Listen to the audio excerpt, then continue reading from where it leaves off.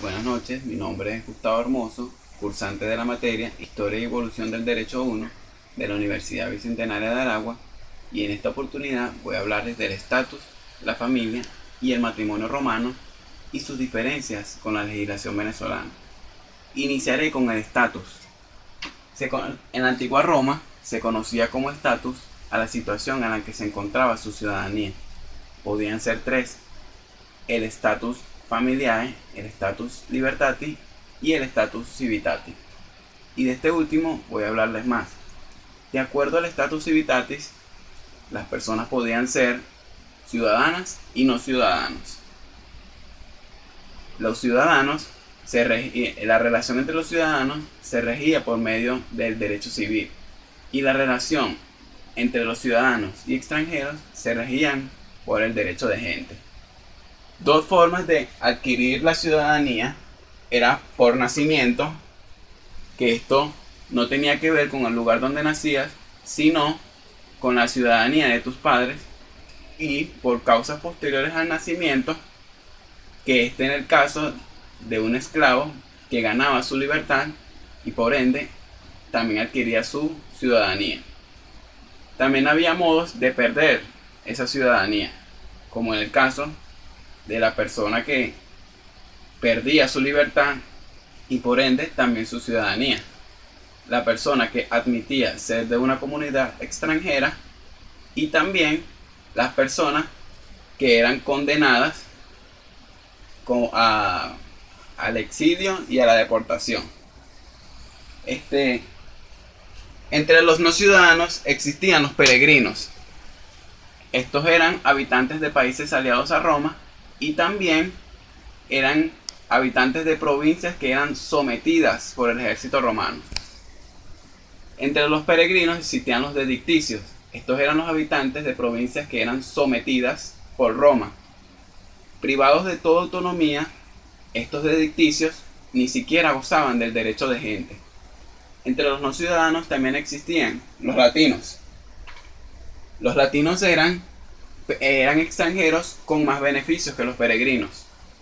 Gozaban de ciertas similitudes a los ciudadanos romanos. Entre ellos estaban los veteranos. Los veteranos habitaban en las provincias más antiguas de Roma, como Italia.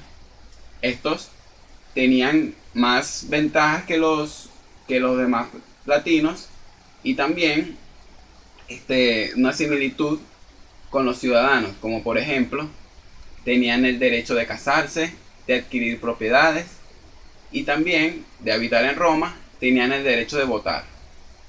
Y los latinos colonizados, estos eran habitantes de provincias en territorios conquistados. Estos no tenían solamente el derecho de adquirir propiedades.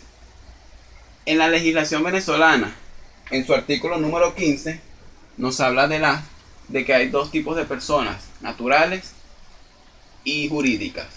En sus artículos número 24 y 26 nos habla de las personas en cuanto a su nacionalidad. Nos explica que las personas pueden ser venezolanas y extranjeras.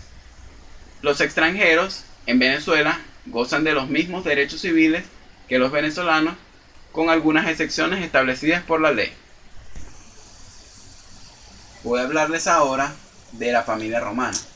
Era una institución muy importante en la antigua Roma, y estaba compuesta por todas las personas bajo la autoridad del pater family. En el estatus familiar se distinguía. En el estatus familiar se dividía el hombre en sui iuris y alieni iuris. El sui iuris era totalmente independiente y podía mantenerse a sí mismo y a una familia. Y el alieni iuris no era independiente y estaba bajo la potestad de alguna de estas cuatro potestades. Dominica potestas era la autoridad que ejercía el jefe sobre sus esclavos. Patria potestas era la autoridad que tenía el pater family sobre los miembros de su familia. La manus era la autoridad que ejercía el esposo sobre su mujer. Y la mancipio era la autoridad que ejercía un hombre libre sobre otro hombre libre menor de edad. Es importante también que hablemos de la patria potestad. Esta era una institución del derecho civil que le otorgaba poderes al jefe de la familia, que era el hombre vivo más antiguo, sobre los miembros de su familia y todos sus bienes. Sus fuentes eran los hijos nacidos en justas nupcias, los legitimados y los adoptados. En la legislación venezolana, en su ley orgánica para la protección del niño y adolescente, en sus artículos 347 al 357, nos habla de la patria potestad. Y en el 349 nos habla del ejercicio y la titularidad de la patria potestad. Enfoquémonos ahora en el matrimonio romano. En toda su evolución tuvo 3 fases.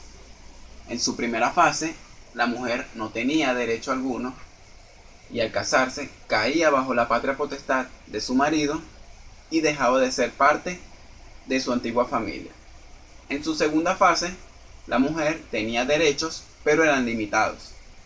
No dejaba de ser parte de su antigua familia y ambos debían aportar dinero para convivir.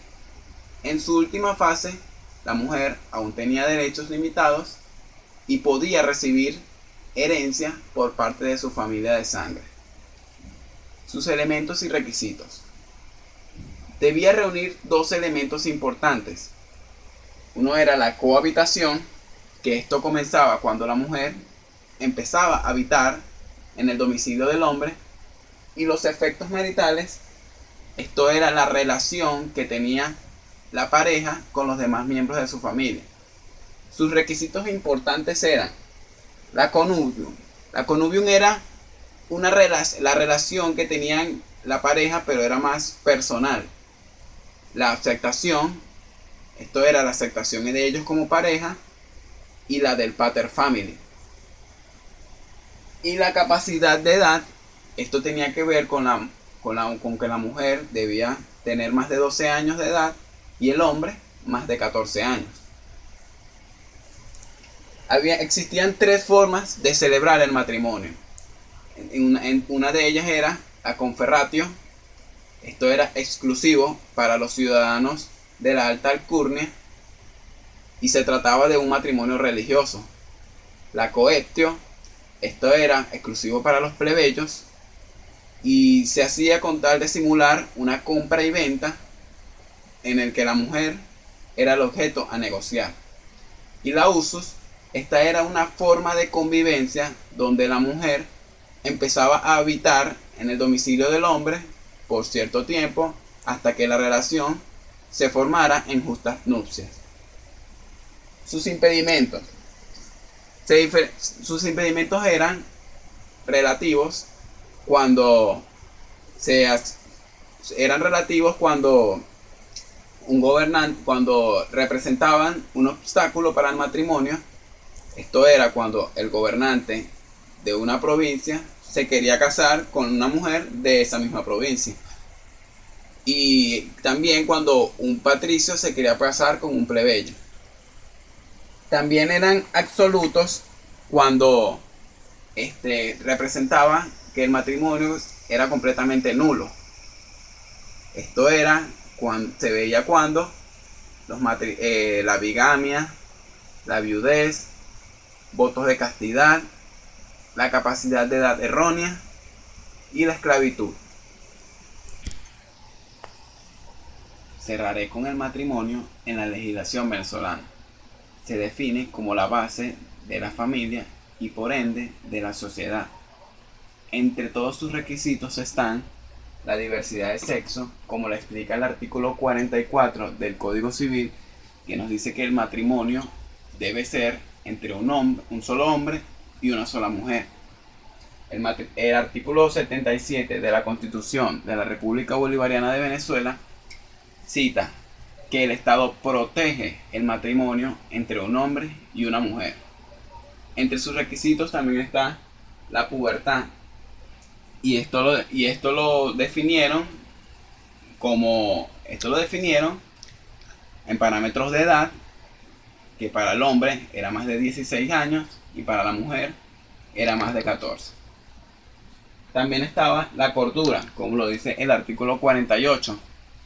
Este era para que la persona no podía casarse si sufría de problemas mentales, porque no era responsable para dicho acto.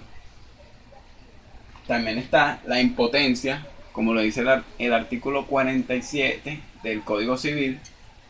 Que era que uno de los contrayentes no podía con la responsabilidad sexual. Sus impedimentos podían ser relativos, como los explica el artículo 51 y 52 del Código Civil. Este nos explica que no podía contraerse matrimonio entre familiares ascendientes ni descendientes. No podía ser entre hermanos y tampoco podía ser entre tíos y sus sobrinos.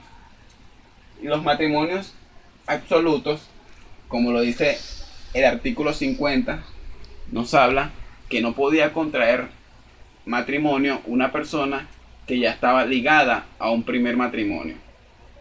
Y como lo dice el artículo 50 del Código Civil, 56 del Código Civil, nos dice que no podía contraer matrimonio la persona que estaba bajo investigaciones por los delitos de rapto, violación o seducción hasta que se cumplieran esas investigaciones. Los requisitos de formas de celebración. Entre estos estaban los esponsales, como lo dice el artículo número 66. Esto era mera publicidad y pruebas que las personas querían casarse.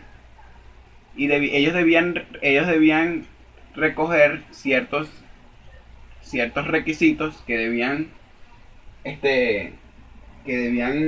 hacer para un expediente esponsalicio. Estos estaban en el artículo número 69 del Código Civil. Y finalizamos con el acto de celebración, que esto era o matrimonio ordinario. Esto ya tenían que ponerse de acuerdo del lugar donde iba a ser la celebración y también de los funcionarios que debían estar presentes. También estaba un matrimonio por artículo de muerte. Este debía ser más rápido porque uno de los contrayentes estaba en peligro de muerte.